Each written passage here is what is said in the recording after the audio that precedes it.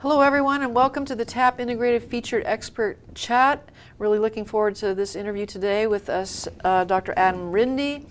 He is talking with us on the topic of Irritable Bowel Syndrome, and you and I think we know all there is to know or enough to know, but I have the feeling we don't know all there is, and we're going to count on you to help us with that.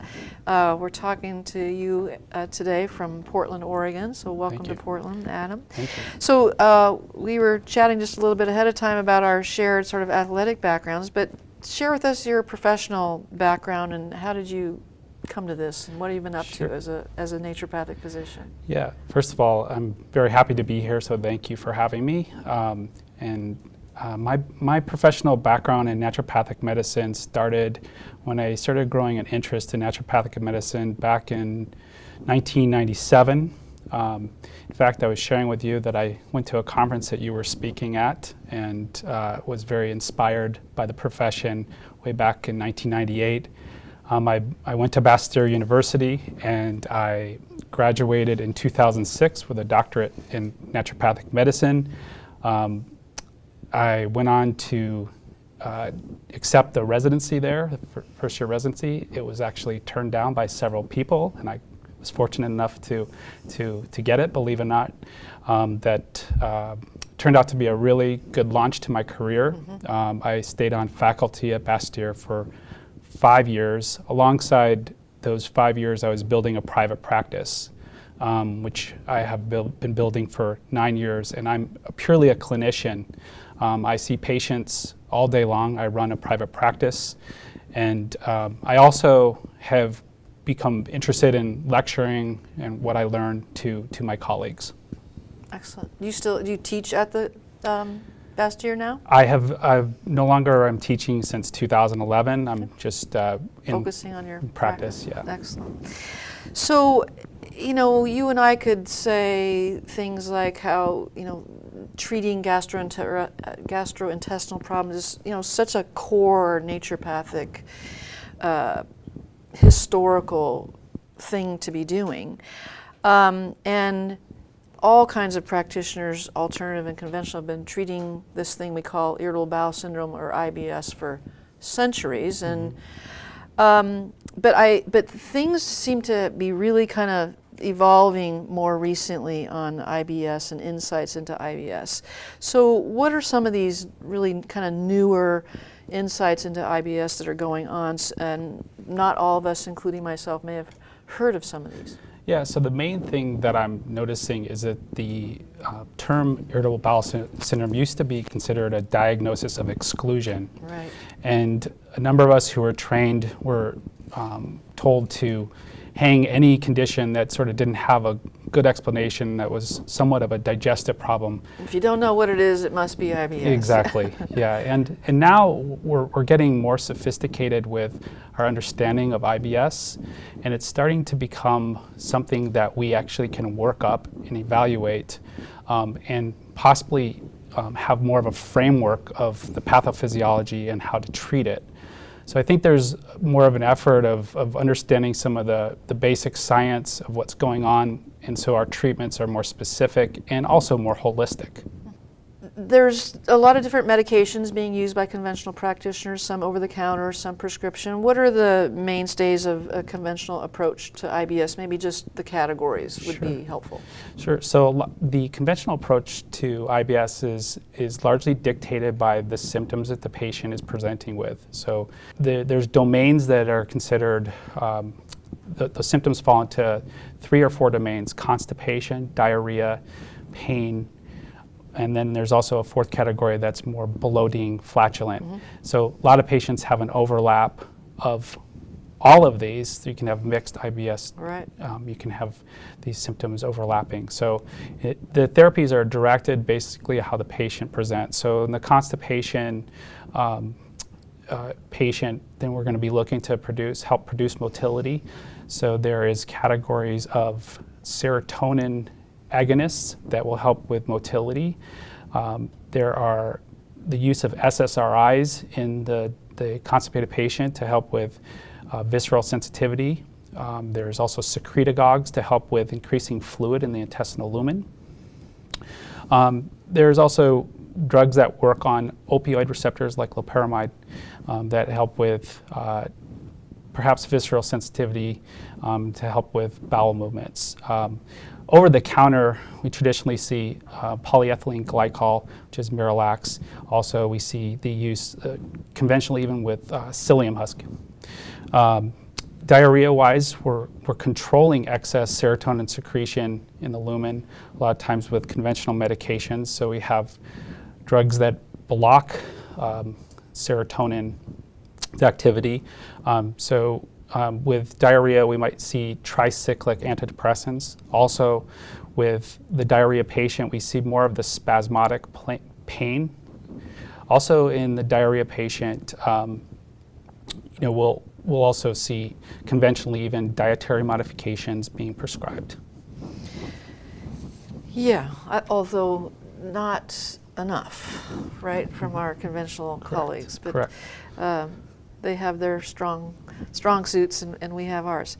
So you talked about being a functional disorder, and talk a little bit about maybe being multifactorial and some of the important etiological factors in IBS. Yeah, so right now, when we're thinking about the etiology and pathophysiology of IBS, there's more questions right now than we have answers. And so we see that a lot with the response to treatment. Generally speaking, most conventional therapies gain about a 30% response. And that's not a great response when we're talking about patients who suffer with something every day. So when we think about the pathophysiology, I think there's some categories to discuss. One is one of the areas that I became most interested in is the dysbiotic environment. So we see dysbiosis in the large intestine in the IBS patients. We also see some overgrowth of our own bacteria in the small intestine. So we'll see this patient of the IBS that has something called SIBO. And then also large intestinal dysbiosis where the flora is offset. We know from certain studies that the IBS patient has a certain subtype when they do RNA studies of the microbiome in the large intestine. We see a certain subset. In fact, a lot of times one of the bacteria that's overgrown is Bacteroides. And in the small intestine, we see through duodenal aspirates using the same technology, we can also see that the IBS patient has a different subtype than normal subjects. And this has been done most recently with over 250 subjects. And we'll see in the IBS patients more E. coli in the constipated patient, more Shigella in the constipated patient. In the diarrheal patient, we'll see a different subset. Across all subsets of IBS, we see a less diverse microbiome. So this is a big area of pathophysiology to think about. The other is to look at the mind-body connection. And I'm very interested in this because in the number needed to treat evaluation of IBS-directed therapies, a placebo given without deception had a number needed to treat of 2.5, which means that there is, in this group that was given a placebo, they were provided a mind-body therapy to go along with it, and were told that what they were receiving was more of a mind-body approach, and the number needed to treat was 2.5. So we do know, and we've measured that there is a major connection between the mind and gut, and figuring out what that is. We see in IBS patients that have anxiety and go on to get a gastrointestinal infection, such as gastroenteritis, are more likely to develop post-infectious IBS if they've already had a baseline of anxiety. There's something about the connection and perhaps genetic predisposition to this disorder. So is this understanding correct that some people with IBS have SIBO and some do not? Correct. Because I think sometimes there's a trend amongst some of us to be eagerly excited about a certain condition or a certain new perspective like SIBO, and then maybe try to answer too many questions, too many cases with just that perspective. Yeah, that's a very good, important point to bring up. I think there's subsets of IBS that we're figuring out. There's the patient that is dysbiotic. Yeah. There's a patient who has acquired SIBO from being in a post-infectious IBS scenario. Then there's another category that probably doesn't have SIBO, or the SIBO is not expressing itself as IBS. Other categories to think about are inflammation.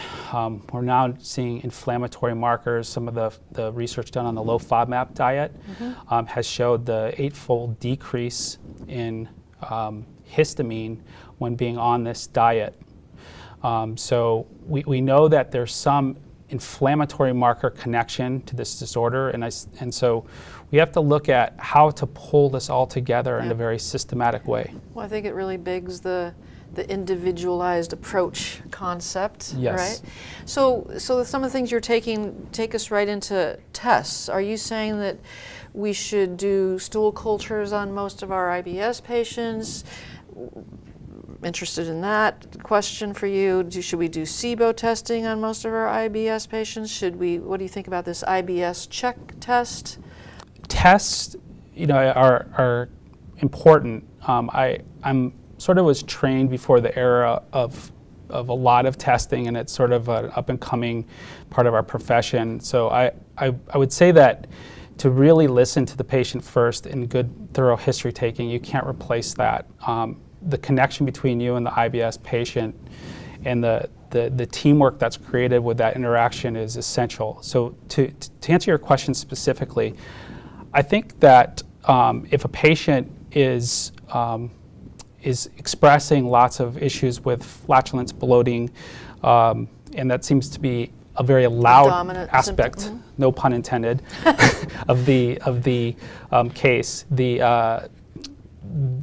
Then lactose hydrogen breath test should, in my opinion, be a big part of sort of working up IBS patients. Of course, in an IBS patient, you have to do a very good job before you get to this point ruling out various red flags, because it looks a lot like some more serious conditions. Right. We have to make sure we're not just making the assumption of IBS in general, but I was sort of asking that question from that point of view. It's like, okay, I think it's IBS. Okay, now what tests? Yeah. Because I rarely do most of these tests in a patient who I'm thinking really has IBS, and I just start with treatment of my sort of best approach. Yeah, I like to know because it helps me construct an individualized treatment, and I think my outcomes have become better since I've been utilizing some of these tests. The other one that I use quite often, the way I explain it to the patient, is the lactose hydrogen breath test gives us a window of the small intestine environment. The CDSA is the other very useful tool, which is purely a functional digestive test. It gives us all the innate factors that we're looking at from a naturopathic perspective. Plus, they're getting better with telling us more about what the microbiome environment is.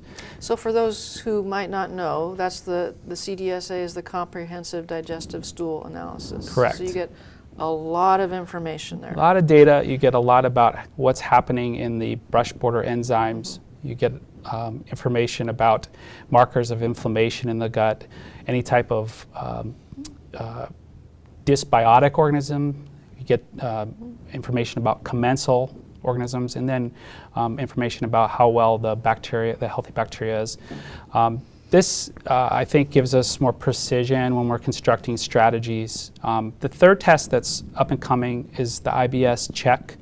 This is the antivinculin antibody and anti-cytolethotoxin B. Excellent. So this is something that was developed out of the group down in Cedars-Sinai in Los Angeles, and we're looking at markers of post-infectious IBS. So this is most useful in the diarrheal patient. Okay. And good to know. We're using it as a tool to screen for something more serious in these patient subtypes. So it can rule out the need for potential referral for colonoscopy. If the markers are elevated, it does tell us you're probably landing on IBS. So just kind of practically speaking, might you have a patient that you are pretty certain doesn't have inflammatory bowel disease, let's say, or a cancer. So might you typically do the so-called SIBO test and the CDSA and the IBS check, or are you starting with one of those? I start with the first two. Okay. Right now, I rarely use the IBS check. I think it does have a usefulness with these patients that I'm on the fence with. Is this Crohn's? Is this IBS? Is this colitis? Or is this IBS? That's a great tip right there, I think, and I'm going to take that one home with me. Oh, thank you. Yeah, there's other labs that support that, such as fecal calprotectin, even a C-reactive protein test, a serum C-reactive protein test can tell you a little bit about how sick is this patient? Is it something that is an inflammatory bowel disorder, or is it in a functional bowel disorder like IBS? Right. Great. So we have just a couple more questions. What do you advise your patients to do regarding the timing and frequency of eating? Do you change how often are they eating? What time of day they might be eating? Yeah. So my patients love me for this because I'm probably on our first conversation, I am really honing in on meal spacing, and it is something that requires some negotiation with patients at time, because a lot of patients have been told that grazing is a healthy way to approach certain conditions, and certainly grazing certainly has its clinical applications. So you're saying no grazing? No grazing. And this is a difficult transition for patients. The reason why is that there's two aspects to digestion. There's the peristalsis of digestion, where we all know where food contents are being moved through circular and longitudinal movements of the intestine, and everybody's familiar with that.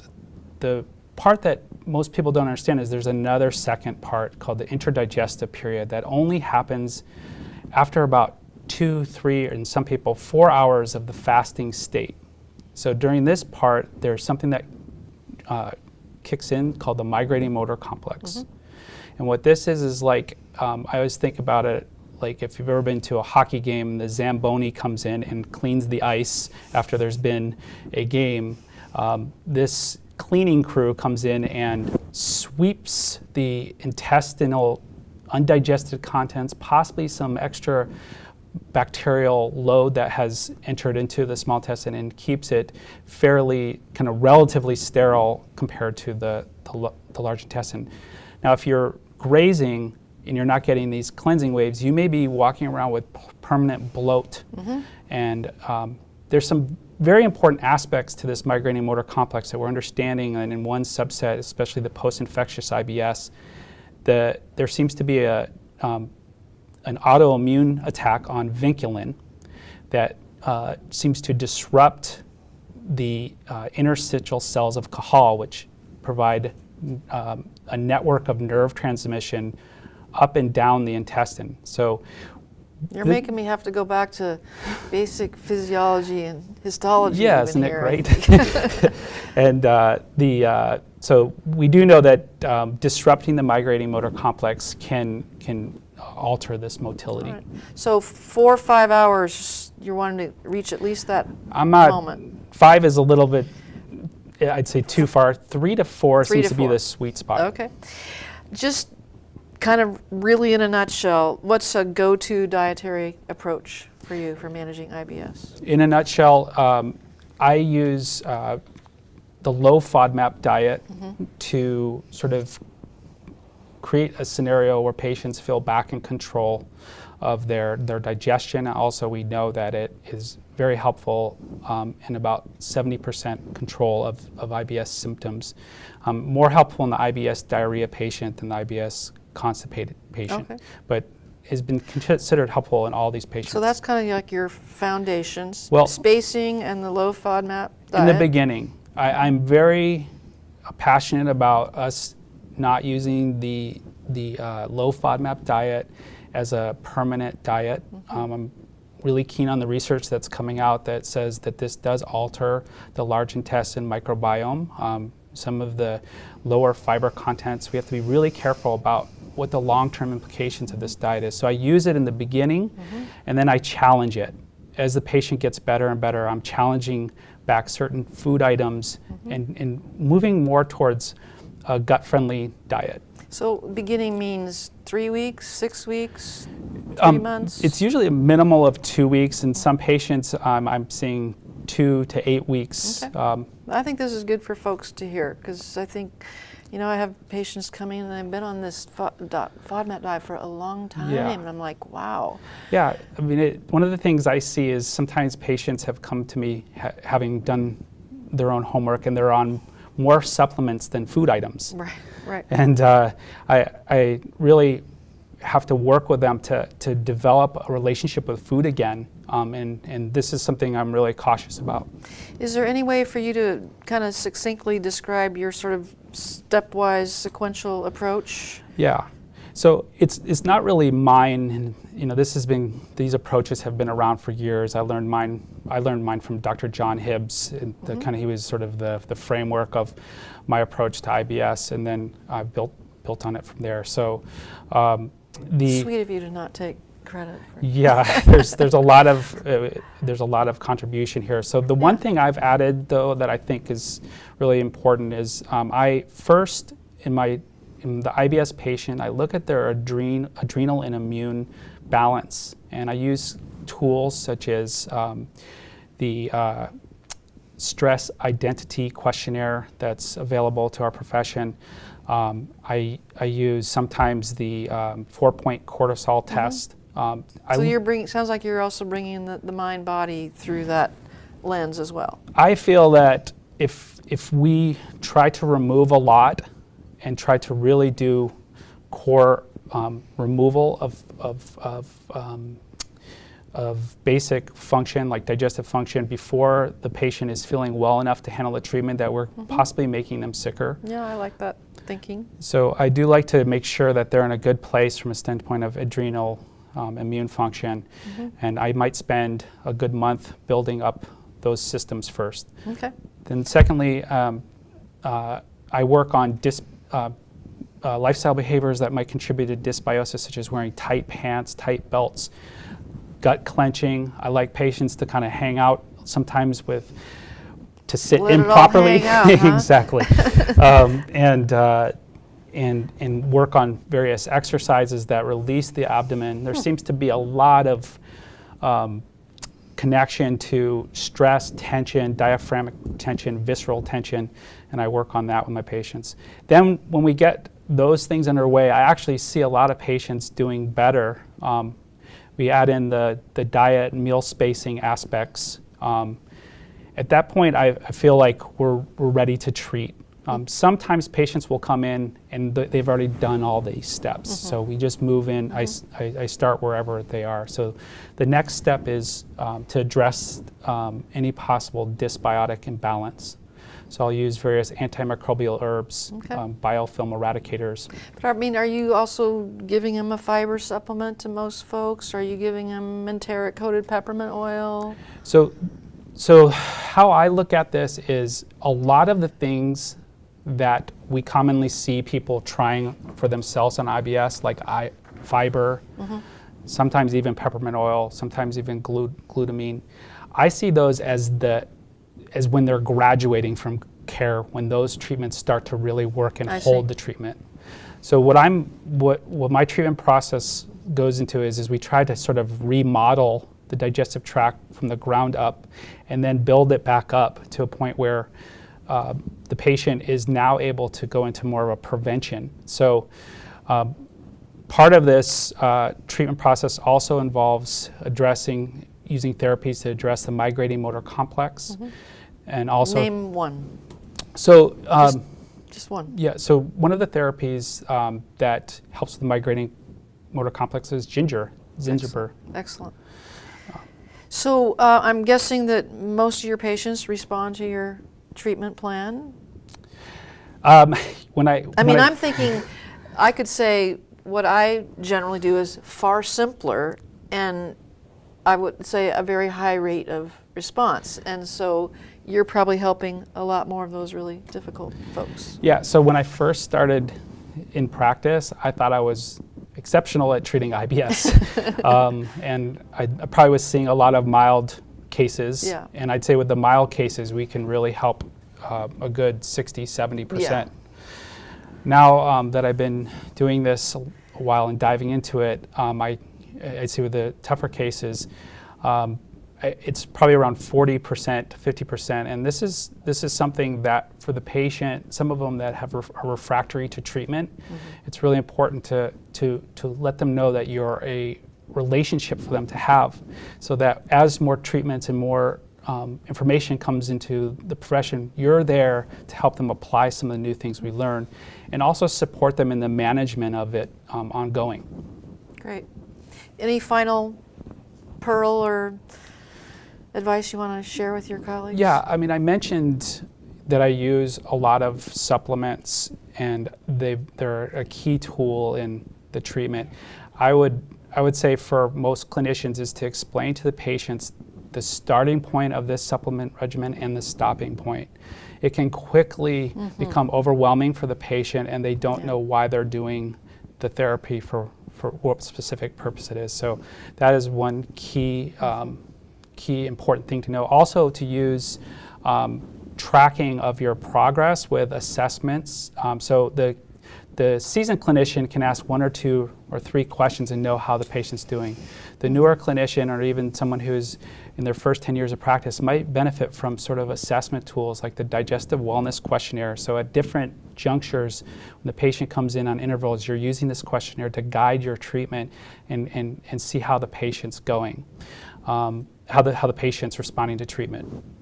And I think the third and last thing I would say is the gut is an emotional part of the body, and our connection to our food is very emotional.